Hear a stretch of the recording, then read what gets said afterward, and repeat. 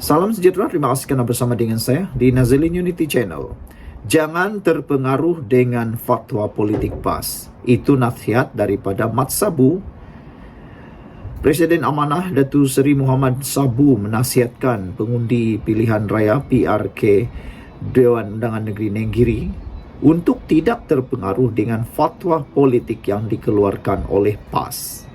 Beliau berkata demikian, kenyataan seperti menggelar parti DAP sebagai kafir harbi ketika kempen PRK itu sebelum ini boleh berubah. Bahkan katanya, fatwa parti itu sebelum ini berbeza ketika berada di bawah satu bumbung bersama dengan DAP sebelum ini.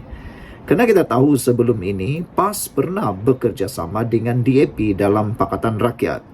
Waktu itu lain pula fatwanya, waktu itu lain pula bunyinya, waktu itu lain pula cakapnya. Tapi ketika DAP tidak bersama mereka, tidak bekerjasama dengan PAS, ada pula yang menggelar DAP adalah kafir harbi. 2 kali pilihan raya kita bersama PAS, bersama DAP pada PRU 2008 dengan 2013. Lim Guan Eng juga pernah dipuji seakan Umar Abdul Aziz. Pada tahun 2008 juga, berapa ramai wanita DAP pakai baju Nik Aziz, bekas Mursidul Ampas. Dan ramai juga pemimpin PAS pakai baju dan topi roket ketika itu tiada pun masalah, kata beliau lagi.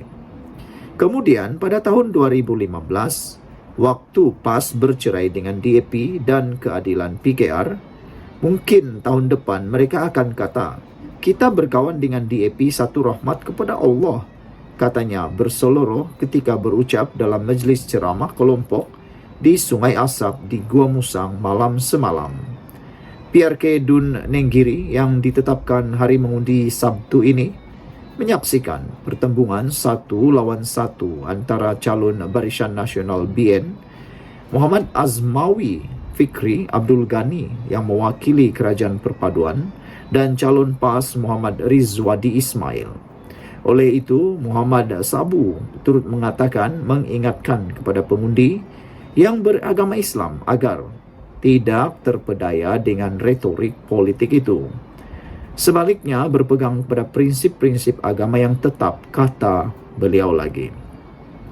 Muhammad juga mengatakan fatwa yang patut kita pegang seperti sembahyang, solat, puasa di bulan Ramadan, jangan minum arak, membayar zakat dan mengerjakan umrah.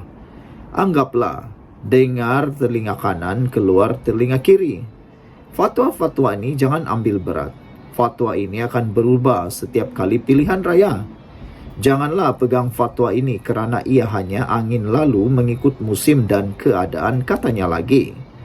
Sementara itu, pengarah pilihan raya Amanah Muhammad Sani Hamzan dalam ceramah kelompok yang sama berkata, seluruh jentera Amanah telah digerakkan dari seluruh negara bagi membantu kempen calon BN meraih undi pada PRK Dun Nenggiri.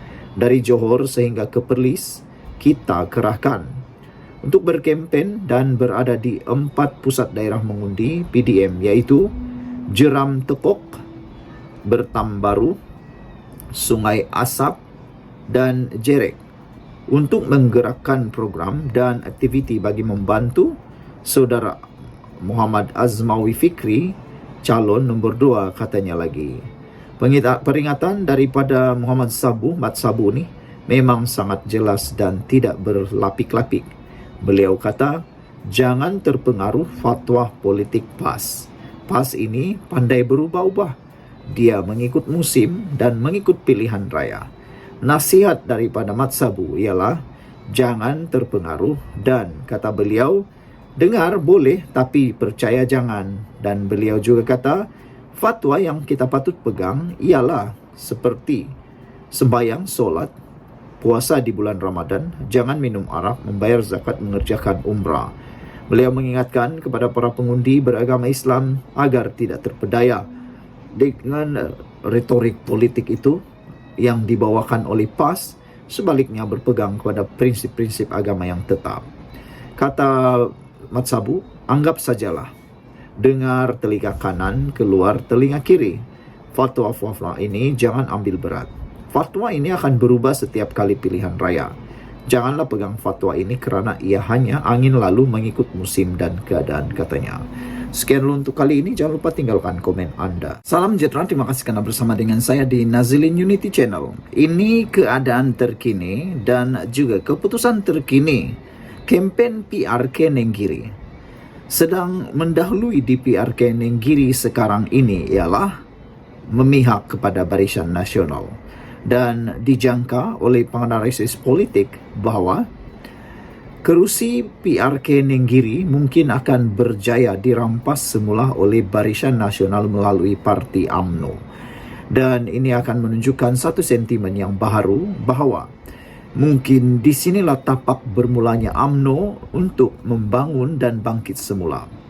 Namun demikian, ada netizen kata kalau UMNO menang di PRK Nenggiri, UMNO perlu memberikan kerja keras di kawasan itu, memajukan kawasan itu lebih maju daripada pimpinan PAS supaya ianya akan merebak ke kawasan-kawasan parlimen dan Dewan Undangan Negeri yang lain, kerusi yang lain, supaya mereka dapat merasakan betapa berbezanya pemerintahan UMNO Kerajaan Perpaduan berbanding dengan Kerajaan PAS Kelantan.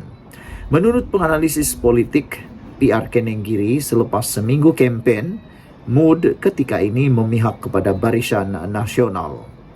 Ini satu berita yang buruk dan amat mengejutkan kita semua, khususnya untuk pembangkang yang diketuai oleh Presidennya Muhyiddin Yassin, penerusinya Muhyiddin Yassin dan juga geng-geng yang lain. Selepas lebih seminggu berkempen, pilihan raya kecil PRK Dewan Undangan Negeri Dun Nenggiri dilihat memihak kepada Barisan Nasional BN pada ketika ini. Penganalisis politik dari Universiti Malaya, Dr. Muhammad Taufik Yaakob berkata, berdasarkan pemerhatian pihaknya yang telah turun padang di kawasan itu, ia disebabkan pengundi orang asli secara besarnya memihak kepada Barisan Nasional. Kedua, katanya, pengaruh bekas ahli Parlimen Gua Musang, Tengku Razali Hamzah yang masih lagi kuat di kawasan berkenan, khususnya di Nenggiri. Walaupun kawasan itu majoritinya orang Melayu, tetapi keadaan politik di Nenggiri atau Gua Musang itu, templatenya kita tak boleh samakan dengan Sungai Bakap, Kuala Kubu Baharu atau Pelangai. Setiap kawasan ada templat yang berbeza, kata beliau. Dalam tempoh minggu pertama ini, saya nampak Barisan Nasional mendahului kerana disebabkan deposit Barisan Nasional BN ada menerusi pengundi orang asli. Kedua, kekuatan dan pengaruh Tengku Razali Hamzah yang menyelinap di setiap peringkat akar umbi, katanya kepada Harian Metro. Bagaimanapun, katanya, keadaan politik itu juga boleh berubah pada bila-bila masa mengikut persepsi.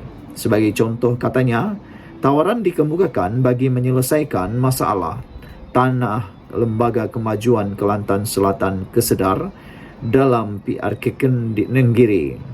Kemudiannya kita lihat ada perdebatan itu memihak kepada setengah pihak. Contohnya, Pengarah Operasi Perikatan Nasional PRK Nenggiri, Tan Sri Anwar Musa pada awal itu agak low profile, tetapi apabila dia diserang memakai LV Louis Vuitton, jadi orang kampung nampak ia seolah-olah macam berlakon. Serangan ini boleh berubah serta memberi persepsi yang berbeza dan boleh mempengaruhi kecenderungan keputusan pilihan raya di PRK Nenggiri, katanya. Sementara itu, Muhammad Taufik menyifatkan ahli Parlimen Machang, Wan Ahmad Faisal Wan Ahmad Kamal sebagai bongkak apabila secara terbuka mencabar Menteri Ekonomi Rafizi Ramli dan Menteri Komunikasi Fahmi Fadzil berdebat menentangnya seorang diri. Menurutnya, pelaksanaan debat bukanlah untuk mencari siapa individu yang hebat atau menang atau lebih unggul berbanding orang lain. Bagi saya, tak perlulah kedua-dua itu turun untuk berdepan dengan Wan Ahmad Faisal kerana kedua-dua ini level tahap menteri, bukan ahli parlimen biasa. Dan sebelum ini pun, Wan Ahmad Faisal hanyalah timbalan menteri belia dan sukan dalam kerajaan sebelum ini. Namun, kalau betul-betul nak buat debat, bagi saya ia mestilah ada impaknya kepada rakyat dan kita letakkan pemimpin yang sama taraf, katanya. Kemudian, Hasil daripada debat itu dapat dilaksanakan kepada dasar dan rakyat mendapat manfaatnya, bukan sekadar mencabar antara satu sama lain, katanya. Baru-baru ini, Wan Ahmad Faisal dilapor menyatakan beliau tidak kisah untuk melawan dua orang menteri daripada Kerajaan Perpaduan. Menerusi kemas kini di aplikasi X, Ketua Armada Bersatu itu menamakan Rafizi dan Fahmi untuk berdebat dengannya berkenaan topik Malaysia Airport Holdings Berhad yang didakwanya menjual saham kepada syarikat pro-Zionis. Rafizi sebelum ini mengajak Wan Ahmad Faisal untuk berdebat mengenai topik bagaimana merancangkan ekonomi dengan mencetak uang. Sekian dulu untuk kali ini. Jangan lupa tinggalkan komen anda, tekan butang subscribe. Bye. Salam sejahtera, terima kasih kerana bersama dengan saya di Nazilin Unity Channel.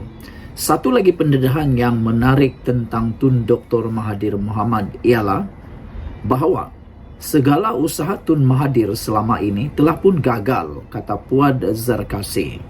Sejauh mana anda bersetuju dengan pendapat ini? Kenyataan bekas Perdana Menteri Tun Dr. Mahathir Mohamad berhubung peletakan jawatan disebabkan Parti Pribumi Bersatu Malaysia Bersatu tidak mahu mendengar nasihatnya adalah bukti bahawa nasihat Tun Mahathir adalah tidak laku lagi. Sehingga ada netizen yang turut menulis dengan lebih lantang dan lebih keras. Mereka kata Tun Mahathir dengan tanda petik telah pun mati dan tidak relevan lagi. Mereka kata telah pun mati dari segi politiknya. Mereka kata dengan kekalahan teruk Tun Mahathir Mohamad di PRU di Langkawi bersama dengan Parti Pejuang dan juga anak-anak dan geng-gengnya telah menyebabkan Tun Mahathir mati secara politik di Malaysia. Ahli Majlis Kerja Tertinggi UMNO, Datuk Muhammad Dr. Puad Zarkasi berkata, kenyataan Dr. Mahathir itu benar, malah usaha mahu menjadi Perdana Menteri interim adalah bukti bahawa beliau sebenarnya enggan melepaskan jawatan tertinggi itu. Usaha Tun Mahathir untuk menjadi Perdana Menteri interim, kata Puad, adalah bukti bahawa sebenarnya Tun Mahathir tidak mahu langsung melepaskan jawatan itu, apalagi ingin memberikannya kepada Anwar Ibrahim. Tun Mahathir mempunyai sentimen untuk cuba menghalang sedaya upaya Anwar Ibrahim jadi Perdana Menteri. Malangnya, kesiannya, di saat Mahathir sudah tidak berdaya, di saat Mahathir kalah teruk dalam pilihan raya, waktu itulah Anwar Ibrahim bangkit sebagai orang yang telah dianiaya kini menjadi Perdana Menteri, bahkan lebih hebat daripada Perdana Menteri yang lain. Kata Puad lagi, itu pun gagal. Usaha mau jadikan Perdana Menteri, mahu jadi Perdana Menteri interim, terpaksalah dia letak jawatan. Ketika itu, Parti Keadilan Rakyat PKR dan DAP mahu Tun Mahathir kekal. Mahathir tubuh pejuang Parti Pejuang Tanah Air untuk kembali jadi Perdana Menteri. Tetapi masa telah pun berakhir, kata Puad Zarkasi. Segala-galanya gagal.